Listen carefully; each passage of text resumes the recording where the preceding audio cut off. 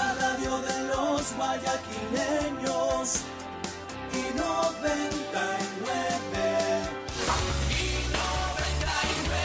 ¡Viva Guayaquil! Listo. 9 de la mañana con 37 minutos, 9 con 37. Saludamos a Steve Gamboa, a Javier, solamente el experto en derecho de recursos naturales, ¿verdad? De minería. Gracias. Siempre lo estamos entrevistando.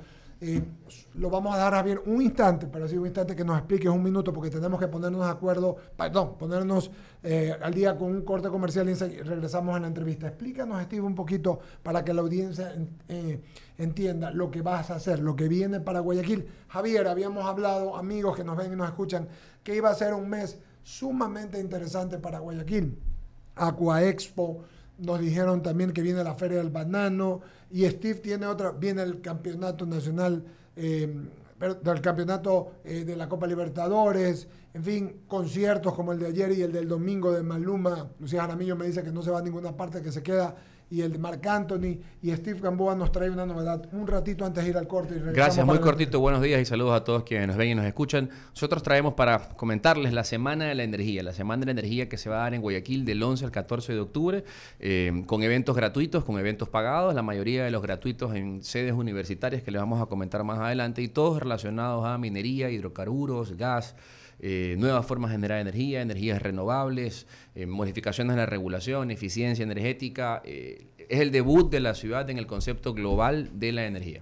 Qué interesante. ¿Le parece, Javier, si pagamos un corte y arranca usted con la entrevista? Después Jaime... no hay problema, Eduardo, vamos. Vamos, regresamos enseguida. Estamos en el diálogo en i99.9 y en i99 TV, en todas las plataformas, en el @radio i99. Gracias por sintonizarnos. Muchos mensajes. Me dicen que el doctor Ullar se ha tomado un Red Bull hora de mañana, me dice David Mariscal, que ha estado indignado, ¿no? Más que los hijos del yugo. Lo mismo saludar a Pedro, que nos escribe, a Silvia Favara, que nos está escuchando en Quito, a Gustavito, que tuvo la amabilidad a Gustavo Cortés, gran amigo que nos sintoniza siempre, editorialista del Diario del Universo, y que es el número 1 a la Facultad de Periodismo de la Universidad Católica Santiago de Guayaquil, al primo Mauricio Zelena, mi primo que cumple años hoy día, está esperando el video, por favor, en fin, a muchos más que nos han tenido la bondad de saludar. Vamos al corte, regresamos, está Steve Gamboa con nosotros y vamos a conversar con él. ¿Cuánto dura el corte? 2 minutos, es cortito, regresamos enseguida. Hacemos un corte y enseguida regresamos. Inicio de espacio publicitario. La Alcaldía de San Borondón informa la apertura del Plan de Movilidad Universitaria gratuito y seguro para los estudiantes sanborondeños que viajan a Guayaquil ida y vuelta todos los días. El bus saldrá desde la ciudad San Borondón y recorrerá la parroquia Tarifa y los recintos Boca de Caña, Bellavista y Barranca. Las paradas en Guayaquil serán en la Avenida de las Américas, el Terminal Terrestre de Guayaquil y la Universidad Guayaquil. Accede al Plan de Movilidad Universitaria y sus beneficios en el Centro de Arte Municipal de San Borondón. Alcaldía de San Borondón. Autorización número 637. CNE, elecciones 2023. Si la placa de tu vehículo termina en 9, recuerda realizar su revisión técnica vehicular durante todo octubre. Paga la matrícula. Separa un turno en el Centro de Matriculación Norte, vía Daule o Sur, en la avenida 25 de Julio. Todas las placas terminadas en 9 realizan su revisión en octubre. ATM, trabaja por tu movilidad. Autorización número 682. CNE, elecciones 2023. Cada gota de agua cuenta y depende de nosotros cuidarla.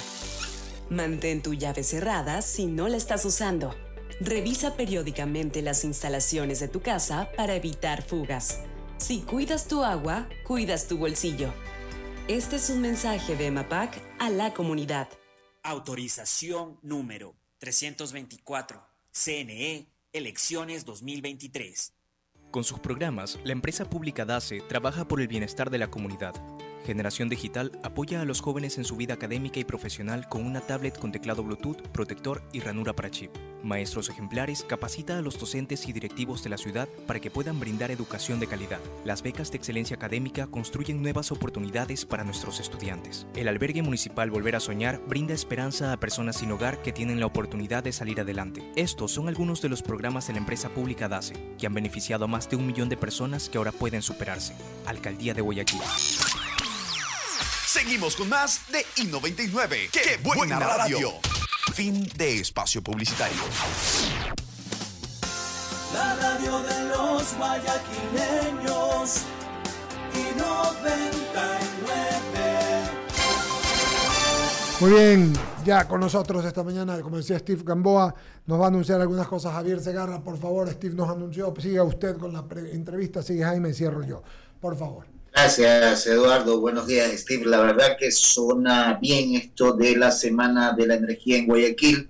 Y claro, muchas personas aún no terminan de entender esto de la energía renovable. Y eso yo creo que es lo que debe buscarse con mayor seguridad para darle o fortalecer este sistema.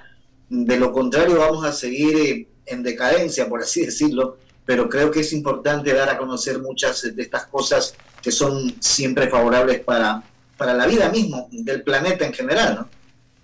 Carlos, a ver, mira, este es una oportunidad súper interesante, como les comentaba antes del corte. Por primera vez Guayaquil va a discutir esto. Nuestra intención desde Guayaquil era abrir la mesa chica, ¿no? La mesa chica, normalmente este debate de fuentes renovables y también de fuentes fósiles se da en Quito, se da a nivel de la burocracia del gobierno de turno además. Y nuestra intención es que esta conversación se abra no solamente hacia Guayaquil, se abra hacia Machala, se abra hacia Cuenca, se abra hacia Loja, pero también se abra en el nivel que se requiere. O sea, por eso se va a abrir hacia las universidades. Entonces, esta Semana de la Energía, cuyo corazón es el Congreso del que estamos conversando, arranca el 11 de octubre con 4 eventos independientes entre sí sobre temas distintos en universidades y gratuitos. El primero es un encuentro de la Red Latinoamericana de Derecho Minero en la Universidad Ecotec a las 9 de la mañana del día martes 11 de octubre. Bienvenidos todos los estudiantes de Ecotec para eso. De ahí a las 2:30 de la tarde tenemos un encuentro de género y energía para conocer las políticas transversales que se requieren promover para incluir la equidad de género en las labores de las industrias extractivas. Esa es en la Espoli. Agradecemos también a la universidad y invitamos a sus estudiantes. Y luego tenemos un doble evento en la Universidad Católica de Guayaquil. El primero a las 5:30 de la tarde, que es un conversatorio de mejora regulatoria en la Facultad de Jurisprudencia. Y a partir de las 6 tenemos, en cambio, un foro regional de eficiencia energética y electromovilidad. En el primer evento de todos, en el de minería, viene el viceministro de Minas, Andrés Bierdac, y en el último de la noche viene la viceministra de Electricidad, Enid Carrión. Entonces hemos tenido el apoyo de la academia, de las empresas y de las autoridades para todos estos eventos del 11, como te decía, todos gratuitos, todos dirigidos a los estudiantes, profesores y público en general que pueda asistir a estas universidades. Aspiramos a atender a no menos de 1.000 personas entre todos esos eventos del más alto nivel, el nivel académico importante, para que puedan empezar a generar este debate. Y de ahí nos vamos el 12 y 13 de octubre, ya un evento más reducido, en el Bankers Club de Guayaquil, de 9 de la mañana a 5 de la tarde, a discutir en la Asociación Iberoamericana, en el Congreso Iberoamericano, sobre la transición energética. Y ahí entra, Javier, justamente lo que tú mencionabas, la importancia de que un país vaya diversificando su matriz energética para que logre la soberanía energética y no dependa de una u otra fuente. El Ecuador es un país que ya tiene una matriz energética en generación muy beneficiosa. Más del 90% de la energía proviene de energías renovables, viene de la fuente hídrica, y tenemos pequeños aportes eólicos y eventualmente tendremos pequeños aportes solares. Nuestra matriz de generación ya es limpia. Es nuestra matriz de consumo la que tiene que ir en ese proceso de transición. El gas doméstico, los vehículos automotores que son de combustión, el transporte de maquinaria pesada. Hay unos proyectos muy interesantes y por eso queremos también venir a Guayaquil. El sector camaronero tiene la oportunidad de reducir la dependencia en diésel y promover el uso de eléctricos. Eso es mucho dinero que podríamos utilizar en fuentes renovables. Entonces, este congreso es para eso, para que la ciudad debute en este universo, pero además para que los profesionales relacionados al tema no solamente se queden en una ciudad o solo se queden en una rama. Al congreso son bienvenidos ingenieros, abogados, arquitectos, economistas, contadores, porque la actividad energética, minero-energética, depende y requiere de la fuerza laboral especializada de todas las ramas del conocimiento, sociólogos, ambientalistas, arqueólogos, todos son bienvenidos porque todos son necesarios. Ahora, la energía hidroeléctrica, la del agua en definitiva, es una cuestión que hay que cuidarla mucho porque el agua en los próximos 20 años será la guerra del agua, no la guerra por disputa de terreno. A lo que voy es que si ponemos en la balanza la energía cinética del viento, ¿es mucho mejor que la generada por la hidroeléctrica o no? Bueno, cada energía y cada región y cada país tiene que analizar sus propias condiciones para saber cuál les resulta mejor. En el caso de Ecuador, por ejemplo, el abundante recurso hídrico que tenemos se vio como una oportunidad para poderla generar a un bajo costo una vez que la hidroeléctrica está construida. Yo te diría, hay cosas grandes y cosas chicas para pensar. Entre las chicas para pensar, por ejemplo, y tenemos un panel que se trata justamente de los gobiernos locales, está que los gobiernos locales, las alcaldías, las prefecturas, promuevan y faciliten, incentiven la creación de fuentes de autogeneración. Por ejemplo, una alcaldía que promueva que las nuevas edificaciones incluyan, no como una obligación, sino más bien como un beneficio hacia sus propios pagos de tributos, la autogeneración solar. O sea, en Guayaquil, por ejemplo, no tendríamos la oportunidad de usar eólica y transmitir, trasladar la energía desde una fuente eólica hasta Guayaquil será muy costosa. Pero en cambio en Guayaquil tenemos abundante sol, tenemos días muy largos, en cambio la autogeneración solar sería una gran oportunidad para nosotros. Y así cada ciudad, cada provincia, cada país va a ir definiendo y debe ir definiendo cómo incorporar a su matriz energética nuevas fuentes de energía que van a ajustarse a la realidad de su propia geología, de su propia ubicación geográfica, de su propio clima. Gracias de mi parte. En el panel continúan con la entrevista. Jaime Velázquez, por favor. Gracias, Eduardo y Javier.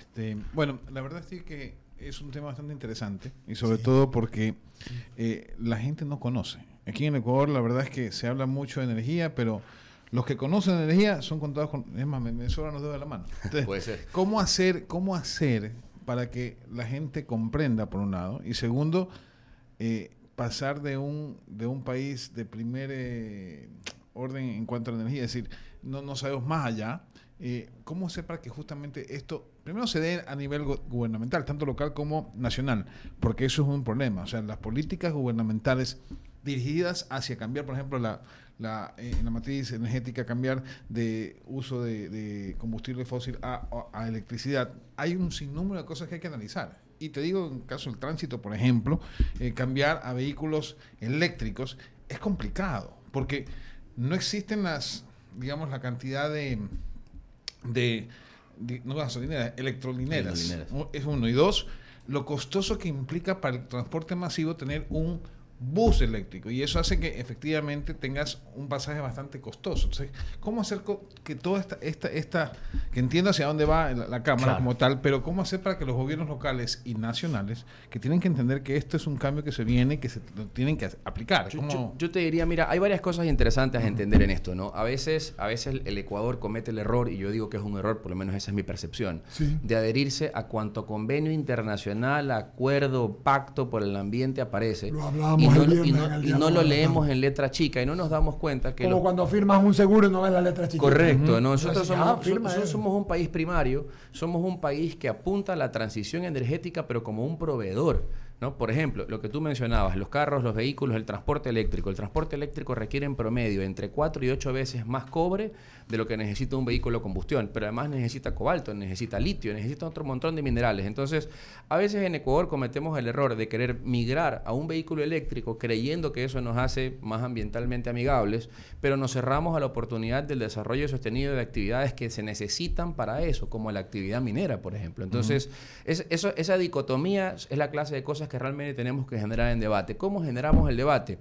Bueno, históricamente en Quito se ha generado el debate al más alto nivel.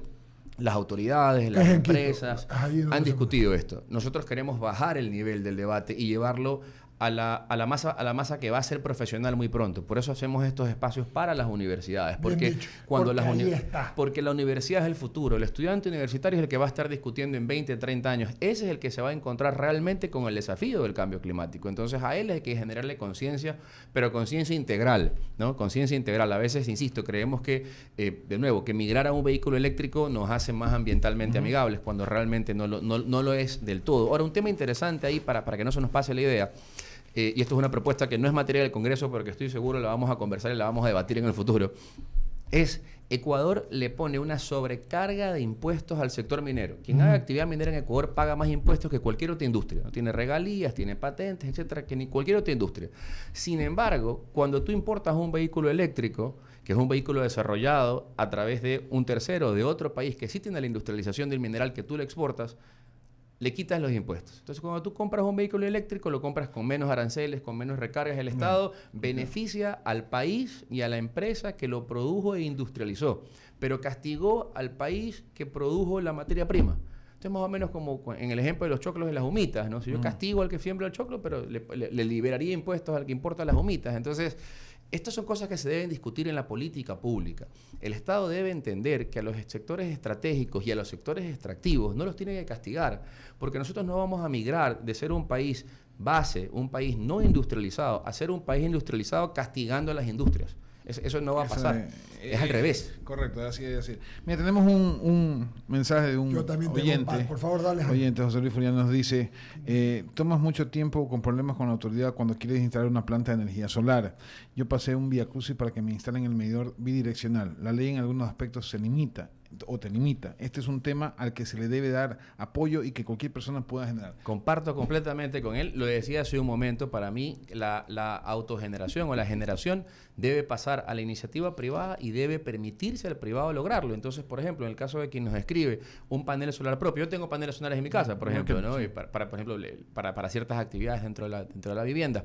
Debe facilitarse el acceso, debe lograrse que cada persona llegue, pero en Ecuador tenemos muy poco entendimiento de esto. ¿Qué hacemos como Congreso para eso? ¿Qué hacemos el 2 y 13 de octubre para eso? Traemos a gente de Centroamérica y traemos a gente de España. Gente que ya tiene políticas de autogeneración muy bien marcadas, muy bien concebidas para que nos enseñen y aprender, porque al final pues nadie sabe todo, ¿no? Entonces debemos lograr pasar esos rompevelocidades que nos ponen en la autogeneración, porque al final la autogeneración es otra cosa que permitirle al usuario, al abonado, que deje de depender del sistema interconectado, que deje de ser una carga para el Estado, que siempre está subsidiada, y pase a ser un productor propio que pueda autoconsumir. Ya, pero para eso, que si bien es cierto, está bien que se realice pues este congreso para nueva gente que a futuro va a tener que tratar estos temas, pero actualmente el ministro de Energías es uno de los convocados de que debería tomar la política pública, el presidente de la República, los asambleístas para cambiar las reformas legales, porque de lo contrario es lo que me está diciendo el oyente, es decir, yo pongo mi planta y tengo un problema porque a mí CENEL, o sea el gerente de CENEL debería estar en este congreso, o los técnicos, para que justamente cuando yo produzco más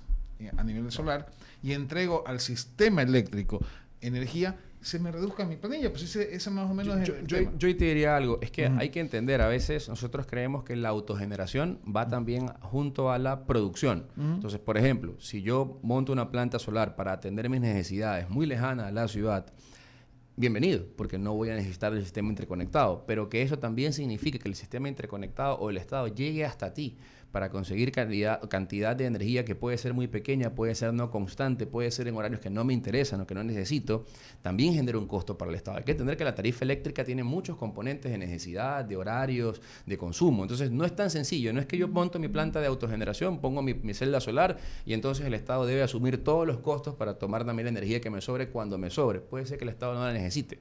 No somos un Estado deficitario en generación eléctrica, tenemos un excedente de electricidad al punto que la exportamos. Entonces, estas cosas siempre hay que analizarlas en un contexto más amplio.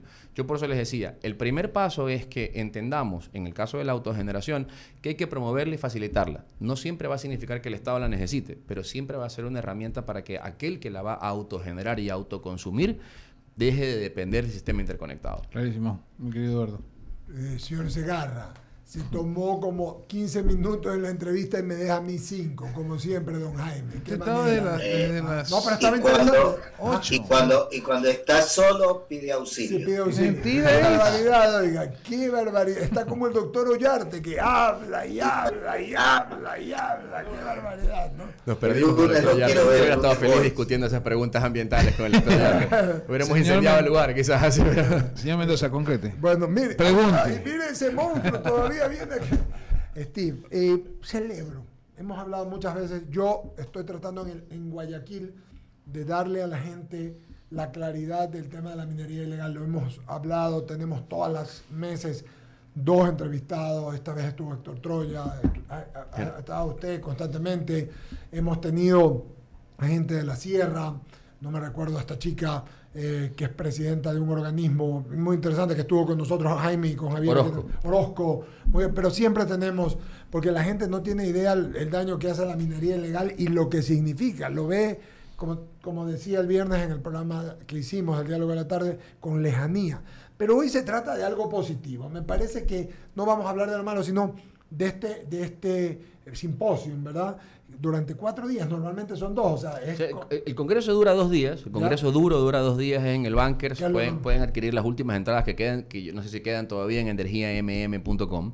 Eso es 2 y 13 de octubre en el Bankers Club. Desde las 9 de la mañana a las 5 de la tarde, como les comentaba temprano, es un congreso tan intenso académicamente que hay que ir con pluma, papel y estar dispuesto a tomar clases, ¿no? Porque esto es como tomar clases de lo que no hay oferta académica en Ecuador en 2 días. Pero además tenemos el primer día los eventos gratuitos que les mencionaba en las universidades, Ecotec 9 de la mañana, SPOL 2 y media de la tarde, Católica 5 y media y Católica nuevamente a las 6. Y el viernes, ya esto en una mesa así más pequeña, tenemos una mesa redonda con Corpey, porque el enfoque es también aprovechar que vienen panelistas del extranjero, empresas del extranjero que operan en otras ciudades y que nos visitan en Guayaquil y que vean a Guayaquil como una oportunidad. Insisto, el corazón de este congreso, de esta Semana de la Energía, que además la vamos a repetir todos los años en octubre en honor a la ciudad, y que esperamos el próximo año tener el apoyo de la alcaldía y de los gobiernos locales, que esta vez no los logramos. Lo que soñamos es tenerla todos los años. Es tenerla todos los años. Cosa buena para Guayaquil, Jaime, Javier, amigos que nos ven y nos escuchan, porque le da una dimensión diferente de una ciudad. Pero tú me decías el viernes, la minería legal la vemos por distancia porque la vemos en la sierra, en Azuay, pero como decías tú, estamos a 2 horas. A 2 horas. Cuando vamos a Machala pasa por ahí. Así en el Oro hay tantísimo, o sea que qué interesante. Muchísimas gracias. Gracias, Steve Gamboa, gracias por tu amabilidad. Encantado siempre. Estar por acá. Licenciado Segarra y Jaime Velázquez, 9:58. Algo más que comentar, quizás, amigo, porque estábamos viendo la tabla de posiciones que usted todos los días... Javier, me llamaron como 20 dueños de suite ayer bravísimos con Jaime Velázquez, furiosos, que solo él hace polémica, que solo él hace relajo, que es un hombre de hígado, que es mal genio. Así me dijeron. Cada cual tiene el derecho de decir lo que quiera. Su compadre, que ya hablé con su compadre, ya sabe quién es, que viene la próxima semana, me dijo, este hombre se pone bravo por todo, no vamos a ¿Cómo? El gallo. Pero ¿quién tiene la culpa, abogado Mendoza? Usted que generó ese monstruo.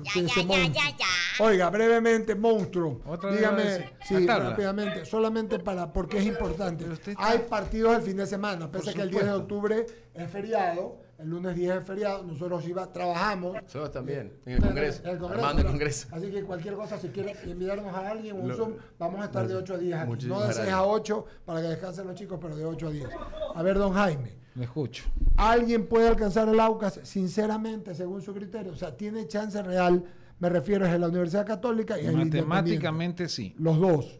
Pero son los dos, ¿verdad? Hasta su Emelec, por si acaso. Matemáticamente Emelec también, claro. Quedan 3 fechas, ¿no? Sí, señor. Claro, pero le toca jugar un partido bravo a Emelec con uno directo, que es Católica. Vaya con las hipótesis. Si pierde todos sus partidos AUCAS y gana todos los de Emelec, ¿qué pasa?